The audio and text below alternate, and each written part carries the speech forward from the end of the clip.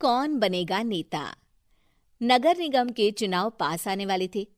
पूरे कानपुर शहर में टिकट को लेकर मारामारी शुरू थी, लेकिन सबसे ज्यादा चर्चा में वार्ड नंबर 40 की सीट थी। वो इसलिए क्योंकि इस बार वहां की सीट महिला के लिए आरक्षित थी। अब सवाल ये था कि चुनाव लड़ेगा कौन।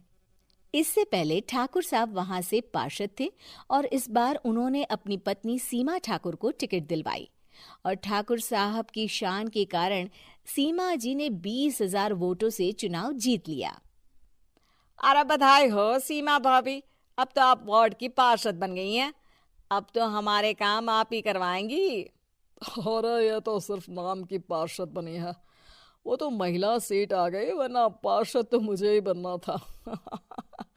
अब भले ही चेहरा इसका होगा, लेकिन पावर तो मेरी ही होगी।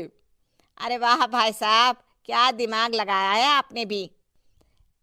आइए आप लोग, खाना लगा दिया है सबके लिए। सीमा जी पार्षद बन चुकी थीं, फिर भी उनकी एक ना चलती।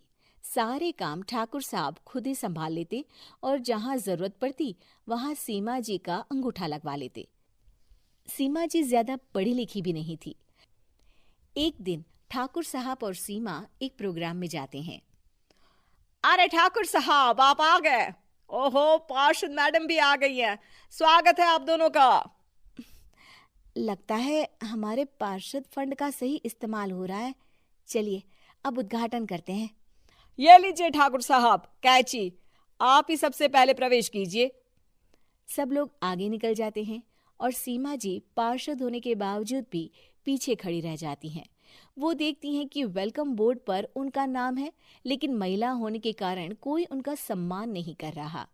अगले दिन एक आदमी उनके घर आता है। अरे ठाकुर साहब नमस्कार। कल ना हम नोटिस किए कि हमारा घर तो अवैध है और नगर निगम वाले उसे तोड़ने आ रहे हैं। अरे कुछ कीजिए ना ठाकुर साहब। देखो भाई, मैं तो ज्यादा कुछ कर नहीं सकता, पर अगर तुम सबकी जेब गर्म कर दो तो कुछ हो सकता है।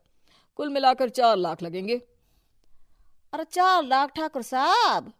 अरे भाई, मैं अपने लिए नहीं मांग रहा हूँ। दरोगा है, इंजीनियर बाबू है, बड़े साहब है, सबको देना पड़ता है ना थोड़ा थोड़ा। बोलो है मंजूर? तभी वहां अचानक सीमा जी आ जाती हैं। अरे ये आप क्या कर रहे हैं? पहले इन्हीं लोगों से तो आपने वोट मांगे, अब इनसे ही पैसे ले रहे हो। अरे चुप रहो तुम, तुम्हारा काम है सिर्फ अंगूठा लगाना, तुम वही किया करो। मुझे दूसरे काम तुम मत सिखाओ, समझी?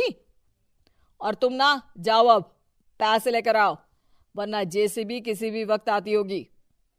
सब कुछ ऐसे ही चलते रहता है। एक दिन सीमा जी और ठाकुर साहब को एक लोकल मीटिंग में बुलाया जाता है।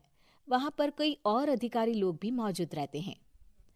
अब मैं चाहूंगा कि ठाकुर साहब हमारे बीच 2 शब्द कहें।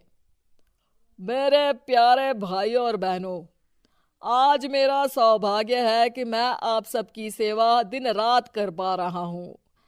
आपने मेरी पत्नी को भारी मतों से जिताया है, इसलिए मैं आप सभी का शुक्रगुजार हूं। मैं आप सबसे वादा करता हूं कि हमेशा की तरह हमारे वार्ड में किसी को कोई तकलीफ नहीं आने दूंगा। सभी लोग तालियां बजाने लगते हैं।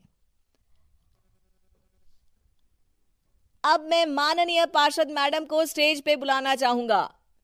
अपने नाम को बुलाया सुनकर सीमा जी एकदम चौंक जाती है। उन्हें बिल्कुल उम्मीद नहीं थी कि इतनी बड़ी जगह उन्हें मंच पर बुलाया जाएगा। जैसे तैसे वो मंच पर चढ़ती हैं।